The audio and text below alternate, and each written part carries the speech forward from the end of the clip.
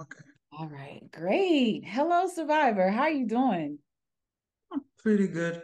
Pretty good. Okay, There were recently a lot of shifts in my life, so a lot of shifts. Okay, I'm well, adjusting to it.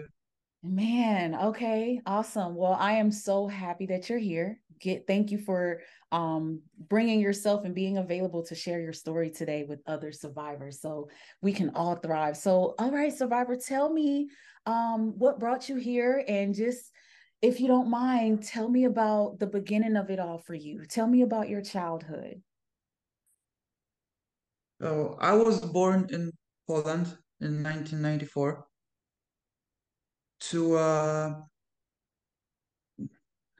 the history of the abuse that I survived actually starts before the Second World War, because it was the year when my grandfather was born. It was in the mid 20s. I don't know the name. It was like inner war period.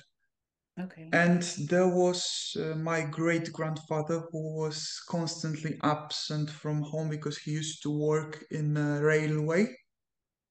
And the raising of my grandfather and his siblings were just performed, like carried out by my great grandma. And she, from the stories I heard, used to be a very abusive person. She was very ruthlessly raising their children. Like him and all of his siblings have some mental issues, and my grandfather grew up to be a narcissist. First, when he was 10, the World War II started, so he was transmitted into Nazi factory to work with lead as a smith, Okay. and it was forced upon him. Later on, due to his connections or the work he performed, he when the system changed in Poland into communism after 1945, he became involved in the system, the old previous system. Like in this, the communist views also shaped his uh, on how to treat other people, like property, like everything, like general good or something like that. And it like lasted. He was treating my mother in a like very possessive way. There was like tension between him and my grandmother, his wife, Mhm. and like he was like a cult leader of this family. Mm. And there were like cross influential tensions because my grandfather favorized my mother and my grandmother favorized my uncle. And uh, it created a lot of conflict between them, especially between my mother and my uncle. Mm. The abuse was omnipresent. Like my grandmother was very submissive, was crying all the time, was like uh, pathologically protective towards only uncle, but disregarding my mom's needs. And it later on, like as time passed, it like continued and even got very sophisticated, very specific over time. It turned out that my uncle didn't meet my grandfather's needs. And in 1993, it was announced that I'm about to be born. The previous name was given by him, which clearly shows the extension of himself treatment that is about to happen. That I'm about to be an extension of himself. Why? Because my first name used to be his second name. He Mhm. gave me his second name to Mhm. treat me later on as an extension of himself, as a possession, as a property. Mhm. It was very painful to witness because he was malignant and often pushed himself to the ways of mistreating me when and mistreating my parents. And he also, to be honest, raised a narcissist of my mother. My mother was a very severe narcissist. As to classify, she was covert, cerebral one, altruist. Mm. So like the most sophisticated, the worst of the worst type, because this type of narcissism is willing to share something from you in order to get benefit for yourself. You share, you show people you share, you show people you give, you show people you care in order to just talk about you well. But when you disregard the needs of your own son, that's not okay. Yeah. But okay, never mind. I was born. And as my conscious started to notice things and like remember stuff, I remember my grandfather since kindergarten to be very aggressive towards me. Mm. The actually what I after all this time what I think of it is that I was raised to be a conscious empath because I was lucky enough that when I was a toddler, it like covered like let's say it was split in time. Like at the same time that I was a toddler, my mother was in love bombing phase. I was love bombed by her. I was love bombed by her as a toddler, which could give me a possibility to become an empath. This is what I think of it.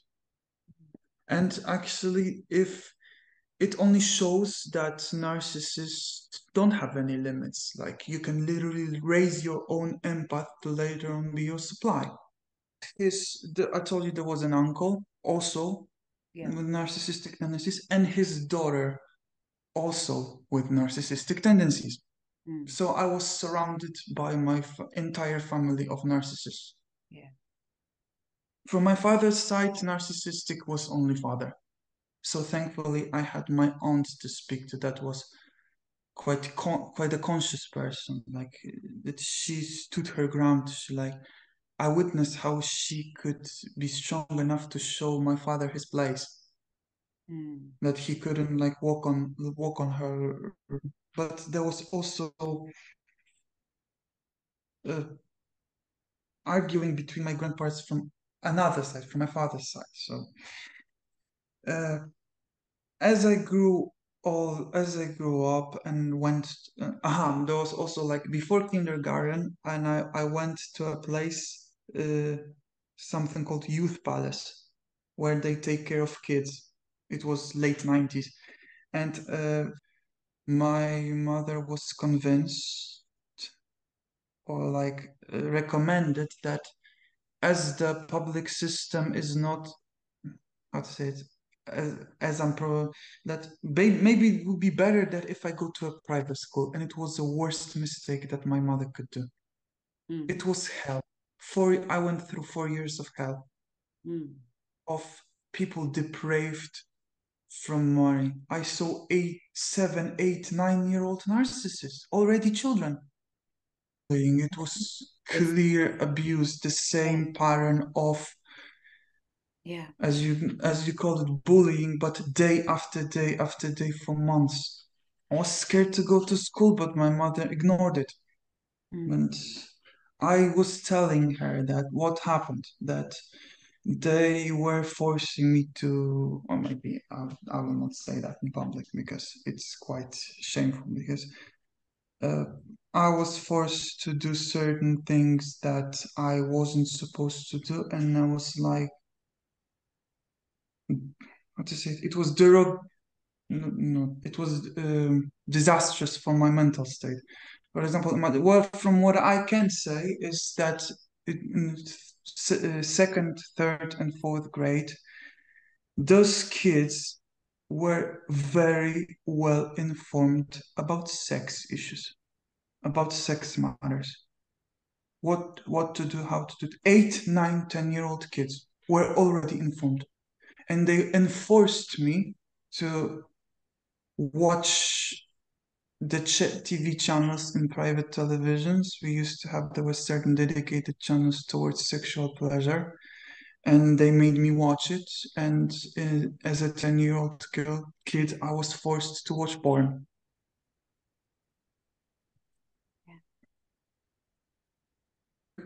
I can resonate with that. Yeah, go ahead.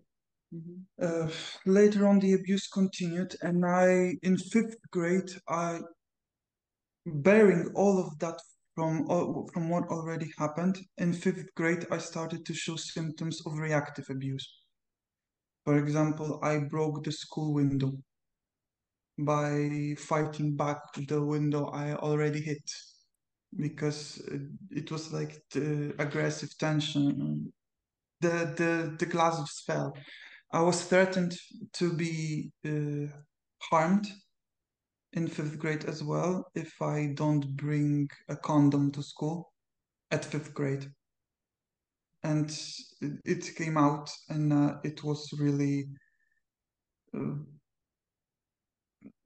my parents had to speak to the teachers, and the fact that my mother at that point didn't care that I was for 4 days interrogated by her, telling her why I brought this condom to school instead of showing showing me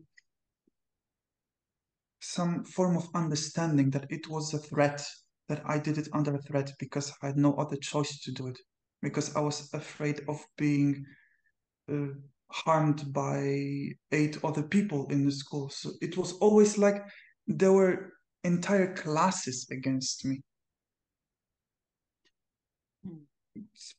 like combined, gathering together. The abuse was never one by one. It was always group against me. And situation got so tense that I had to change school for the second time. During 6 years of my primary education, I was in 3 different primary schools. The third school was also public school, so there were many people from raised by the street, I would say. There was a different kind of ruling, but it's the later, the more interesting it gets. So later on, there was junior high, 3 years. I was in 2 different junior high schools. First class of junior high, I was in one school. Second class, I was forced to change environments a lot of times in my school life. But when in first junior class grade, something happened. There was this girl. She used to repeat classes twice, and in a tramway, also behaving like an overt narcissist. And as age of consent in Poland is 15, she was already legal. And we were 13-year-olds. And this led to a situation that uh, happened in a tramway while we were coming back from school. That as she was tensed over some situation that happened in school. I don't know what exactly, but she next to a crowded tram wagon full of people grabbed me by the crotch, saying that she had to discharge herself. It's not. And the best thing is that I didn't sit quiet. I told my mother about it. And the only thing she did is saying that she is discredited to me for eternity. That's all she did. No, no talks with the school, no talks with the heads, teachers, nothing. She has a discredit. That's all. Wow. S- Saying such words to a molested 13-year-old is. But I didn't know it back then. It was a narcissism. I thought that mm, this is how it's supposed to be. During my school years also happened the fact that my father cheated on my mother with his friend's wife. And what he did was not confess. He started drinking lots of alcohol and being extremely abusive towards my mother and me, on being completely drunk all the time. He used to turn my mother's hands like that on the back, keeping behind his back, saying that he loves her. Mm. Mm. I used to watch all of that. I used to sometimes fight him to leave my mother alone. Used to slap him in the face. I used to kick him in the balls. To leave us alone as a 10-year-old kid. Mm. And the best thing is that my narcissistic mother like continue this arguing, this abuse, like this mistreatment. I used to watch them argue. I used to watch them fight all the time. And I was like wondering why my mother is not getting tired of it. Like, why does this continue? Why am I only one that is preoccupied with that? Why am I the only one that actually gives a crap about it and cries and screams? I used to scream and no neighbor came to end this. It was well wide known that, and people were like telling her that she misraises me, misraises me badly, and she didn't listen. But the only thing that, how to say it, my mother used to be also very, um, she never, like, she used to remember certain things that, like, hit her, like some things that people did to her, like saying something. If you said something to her and it was not what she wanted to hear, she remembered it to you till the end of her life. She hated her aunt for calling her a moron while she was knitting and made a stupid smile. She used to remember that to the end of her life and telling me about it all the time. Like, why am I supposed to hear this? It's your problem, not mine. Like, but what the thing that I was constantly kept remembered what I did to her. I remember when this abuse with my father happened, because first abuse was directly from my mother. I remember asking my mother as a kid, Mom, are you good or evil? Mm. This hit her hard. Wow. In February, and the abuse, like I had to do something with it. In when 2005, year 2005 started, because this is a very crucial year. In the very beginning of it, I used to like, it was unbearable to live another year of this abuse. Abuse in home, abuse at home, and abuse in school. Like from abuse to abuse. Like there was no time to be quiet. Also, this abuse like affected my external looks. I used to look like a pussy, like a total loser. People like were random strangers used to mock me on the street, s- seeing how I look, seeing what kind of misery I am because of that. As a kid, as a teenager, until like university, I had to go through this. Mm. I dealt with narcissism in primary school, junior high school. Didn't understand why I was so popular, why people are interested in me in this way. Like, why does this happen? why everyone is abusive towards me, why they can be cool with themselves and treat me as a scapegoat. Never understood why. I used to be locked in my own room. My room was my world. To discharge all of the problems I had in my family, I used to play The Sims a lot, creating perfect families where all of the Sims are happy together and making everyone friends with everyone. Because this is what I truly wanted. Yeah. My father was also,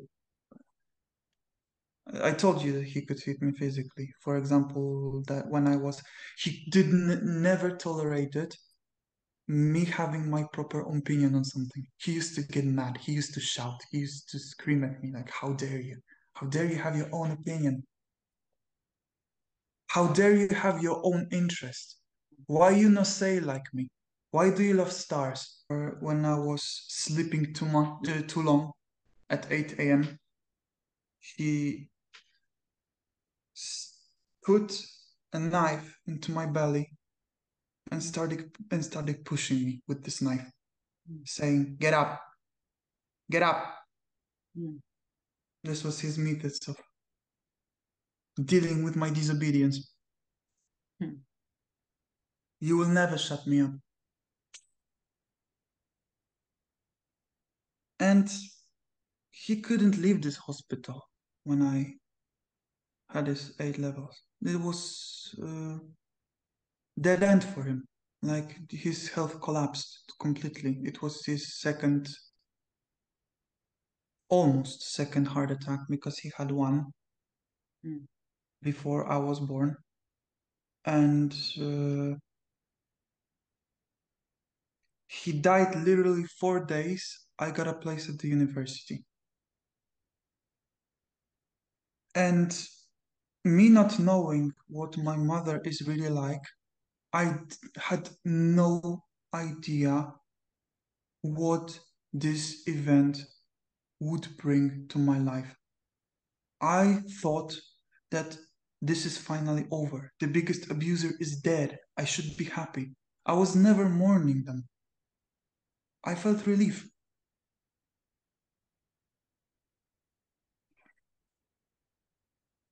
After that, my mother started to collapse. She lost her, what to say it? She lost her control over an alcohol. So after having an alcoholic father, when I got to the university, my mother became an alcoholic. Mm. And the abuse from my mother started to rise, like pretty bad. When I started studying in another city, uh, she like went, like she got an idea that in order to control me, she would use money. And like she wanted me to be tied to her and this would, me calling her asking for money would guarantee her that she remains contact with me. And like she was like breadcrumbing 200, 300, 250, 350. When you buy your food, when you will call me. I know you will do. You depend on me. I fund you your education. Mm. And the more time, the later it got, the worse it became. She completely lost contact with the real world.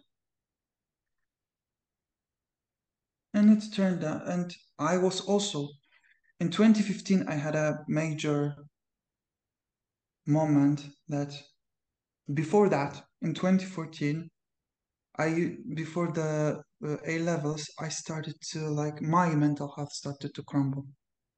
I got this scary phobia of passing people on the street. Like I completely collapsed. And actually, I had to take care of my mental health myself because what I was done, what they made me do is like they dragged me from psychologist to psychologist to psychologist. I cannot even count right now to how many psychologists I went. Harming myself, telling the same story of what my parents are, and so I decided myself after A levels that no, psychologist will not help. I must go to a doctor, a real specialist that's gonna give me meds because I cannot deal with my messed up mental health anymore. Living my life is too heavy. I cannot deal with that. So I went, and the first one was bad. Like I told him that what I suffered from, and he only repeated that. That yes, you have that, and yes, you need meds like this. And I never felt any help. Mm. So I went to the psychiatrist and I was not diagnosed with anything. Yeah. My mother committed a crime in July of 2017. DUI, Mm.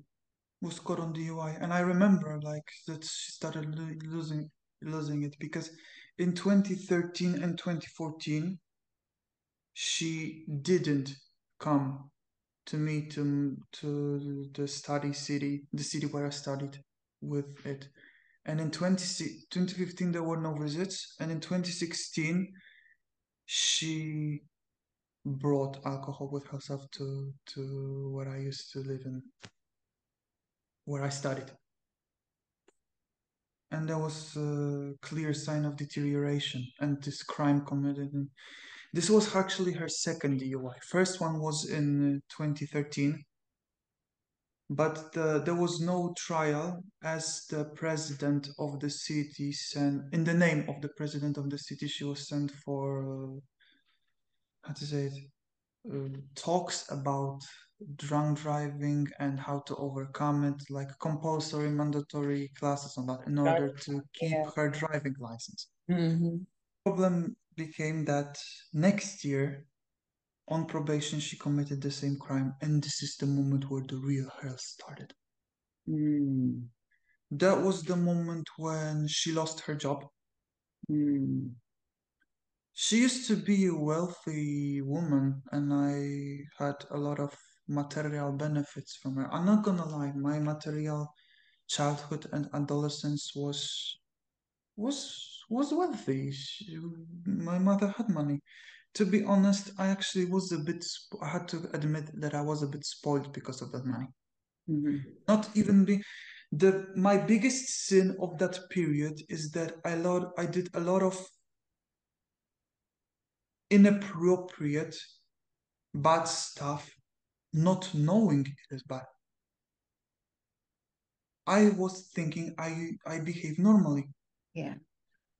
and the fact that I had to hit the reality the hard way and raise myself up during this period of bachelor studies where I had limited but using the fact that it is limited Mm-hmm. and I have time to be with myself, that it was the time I had to spend on raising myself the way it should be. It was painful. I had to collide with some serious adversary situations, not knowing what's gonna happen Yeah. because of my lack of social knowledge.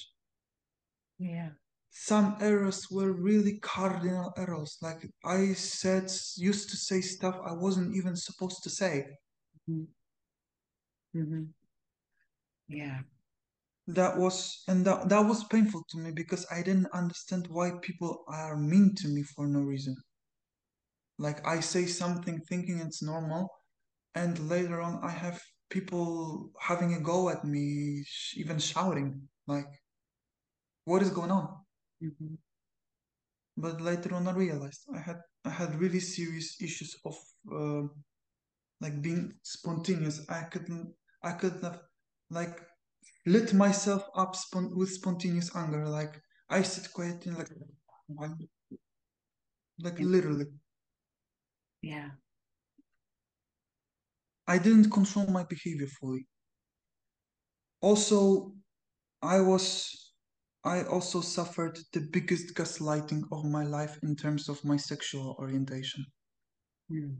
because I'm gay and my mother didn't really accept that. Mm. Tolerated but never accepted.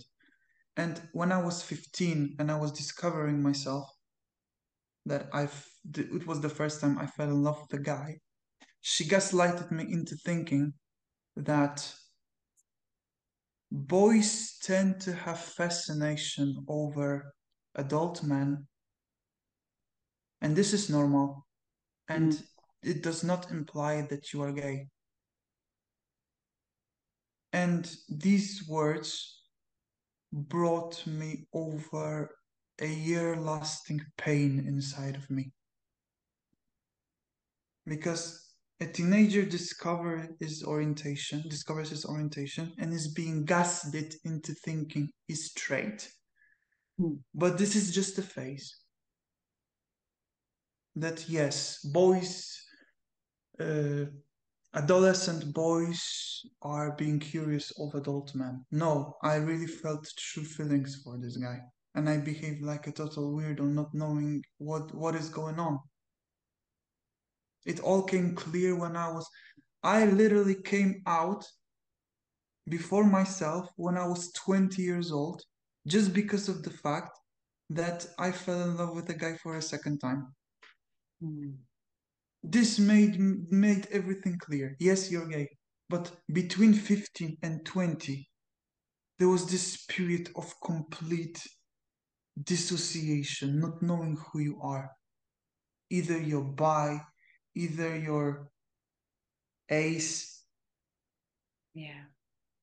I used to even like, this is what I deeply regret because thinking I was straight, I tried to like pick up on girls, like inviting them on a date. Yeah. And I wasn't even aware of the fact that I am, to say it, overcrossing certain boundaries. This is what I truly regret doing because I did it because I didn't know who I was. Yeah.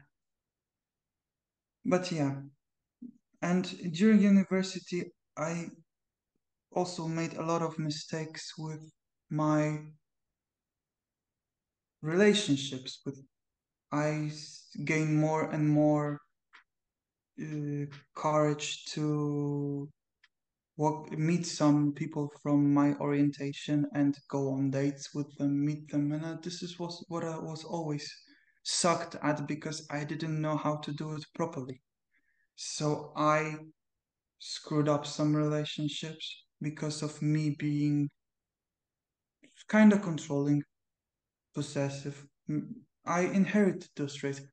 I am an empath, but during that time I had a lot of negative narcissistic traits. One of them was constant need for validation. I truly needed it as a water, as in air, like knowing that everything is fine. Yeah. Yeah. And I wanted my partner to remind me of that. And I did lose control over that, being there was too much of me, like even sometimes stalking, to be honest. This is what I also regret, that I wanted to just make sure that everything is okay, and I was considered a stalker because I communicate too often. I like make people feel surrounded with nowhere to go. And this is what I was not my intention. I just truly seeked validation from them. Yeah. Too much. Yeah. I had 85 groszy, which is like 20 cents in my account. And I was like, keep calling her, like, please send me money. I have 20 cents, 85 groszy. It's not even one zloty. Like, couldn't buy anything for it. It's, imagine Imagine needing food and having 85p. Sorry, cents. Yeah. So that was the moment, it was February 2018. I was literally starved for 3 days, not having access to food, not having access to water. The mobile company started threatening me that if you don't pay, you will get cut off. So no food, no water, and not being able to contact anyone and tell them you're hungry. And when I finally reached her, she had the audacity to say to me, to her starving son for 3 days, that she cannot do it anymore. She cannot do it anymore. She can deal with it anymore. Mm. Not to mention how many times I had to see her on the ground, completely drunk. She drank herself to unconsciousness. She had no limits of that. Mm. And as the time went on, it got worse and worse and worse. I sometimes used force to throw her out of my room because she was constantly sitting there demanding contact with me that I didn't want. That was the year when I cut the contact with my father because I couldn't do that, could not stand him anymore. The years pass and you don't learn from your mistakes. You lost your family, except working. And yeah, then I decided I'm cutting it off. I cannot deal with this anymore. And the next thing he did after me cutting off him was not introspection. No, do not expect that. It was blaming me that I did this to him, Mm. accusing me of being under influence of my mother, that she made me do this to him. No, I didn't. I did it myself to him. She had this annoying trait of asking the same question over and over and over. Months passed over and over again. Literally. Possession. Yeah. And there was a moment in 2015 when we got into a real fight, Mm. physical fight. Mm. And when this happened, then all of this abuse I got from her, from this two first years of dealing with her,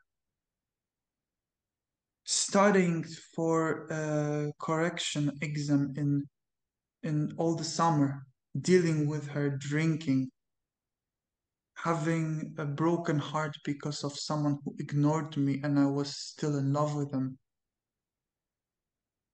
In August 2015, I had an attempt to end my own life. I already had a bag of meds in front of me. But there was this voice in my head saying, don't do it. Mm. You're gonna cut what is ahead of you. You're gonna cut what is ahead of you. Like there's a voice in my head telling me, take my hand and we're gonna step while after while after while. Like there was a voice in my head telling me, come with me. I was like, come with me, while after while. You will see what is ahead of you. And the next few days after this attempt, I had this, see, this is the reality right now. You are aware of this reality and you would miss this if you did this. You would miss all of that, all of what's coming, all of what's about to come. Do you really wanna stop all of that just because someone did this to you? Uh, Those were the kind of thoughts I had in my head back then because I couldn't deal with that anymore. I had my own heart problems, and I had to deal with the same heart problem because this relation with him, with this sociopath of my father's friend, was very abusive, and she also suffered for that, and I had to deal with this suffering, and it was the same type of suffering I used to have with mine. Yeah. So deal with yours, deal with others, study for a correctional exam you must pass in order to continue your studies. Go ahead. 2018 was the best. It was the best year of my life, like, because I had that kind of exams. She went to rehab and she managed to end it quite well. But when she ended this rehab, I had a prophetic dream. And this prophetic dream, though, I was in a city, just completely destroyed, completely burned down. It's like today's Eastern Ukraine cities, you can compare to that.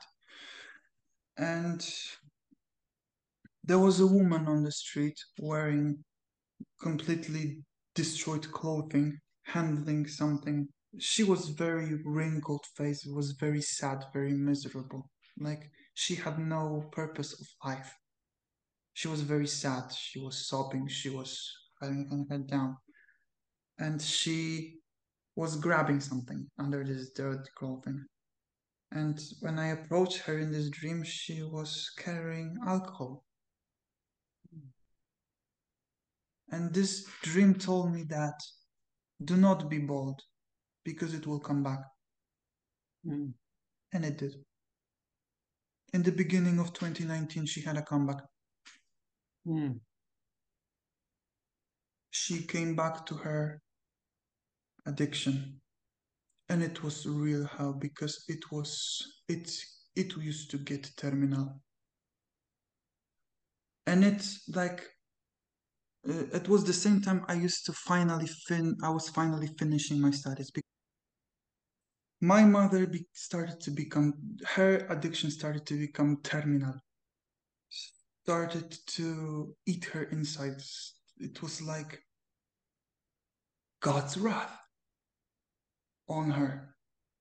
I didn't even know that is at that moment that it was, but it's like all of the pay, all the damage she caused, all of the harm she did to me, to other people, was coming back at her. She had to pay her karmic debt before leaving this earth. Mm. Mm. Mm. And Mm. I managed to finish my own studies. And it happened when my mother started having a narcissistic collapse. I saw her collapsing. And it finally, like at that moment that was 2020, I was very happy because I got a place in a very prestigious university to start my master studies. I was very happy about it. I feel like I'm the only one that went through this. Yeah. That there is no second story like that.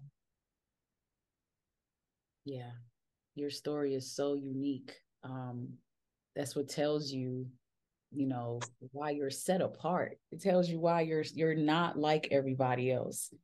You've been dealing with narcissist after narcissist after narcissist for a reason. I The had to deal with devil don't want you. 10, 15 at once sometimes. Yeah, and I resonate. You know, we're outnumbered, but that's okay because we're a lot more powerful than these people are. Mm. And as much as they try to block us from seeing that, we see it anyway. They can never block it. They can never stop it. They don't want you to realize that you are more than that. I always felt like something is off about me. Why am I doing stuff, the same stuff as other people, but it's like I do it differently. That's not gonna be like you just see it that Yeah, it is done differently. That my behavioral pattern is different. Like what I do, what I say, what I think, what how I communicate is much different. yeah, Like, and I feel like for some people it is too much. yeah. It And is. And I'm like, what am I doing? Like, I don't even know that it's like sometimes it's just pure presence. Like I always felt like that when I appear in a certain environment, the atmosphere like Changes completely. Yeah. Yeah. it's not as it used to be. Yeah. Always sensed that. And when I disappeared from that environment, there was another Yeah. or another way around. Yeah. That is so powerful. And the I'm fact is that I didn't even do something about it. It just came. It just is. mm-hmm. Unexplainably is. Yeah. Yeah. Yeah. Like that you are from a pathology and you must realize yourself that you are from a pathology. And you should do yourself about it. It's up to you to if you continue or not. Absolutely. Absolutely. I chose to. I truly dream of one day that I will be happy. That this will be far past me, and then I won't have to go back to this, because my life would be fulfilling, would be finally okay. And now I feel like I'm a victim of total injustice, and I was like, I still sense that stuff happened to me, and justice has not yet been served. So it makes me feel like it is a bit down feeling, Yeah. knowing you have been treated this way, and like no one ever like showed your hand any form of compensation for what happened. Like wasn't offered things like that. No sorry, no compensation, no how you doing, no do you need help. Life looked like almost completely fulfilled with narcissists, because there was always a moment in my life where I was next to a certain narcissist. Like I don't the only thing I wonder is why there were so many of them in the most vulnerable moment of my life. Yeah. How did this happen? Why couldn't I meet someone normal? Like, meet more normal people? Why so I understand that country with money issues, money root of all evil, but literally no one to talk to for 3 years? Yeah. It's very isolating. Where would you say you are now, um, with all of this happening? I feel like I'm healing, but every single time something happens, it's like a reset. Yeah. And during this third year, I met your channel because I was looking for an answer.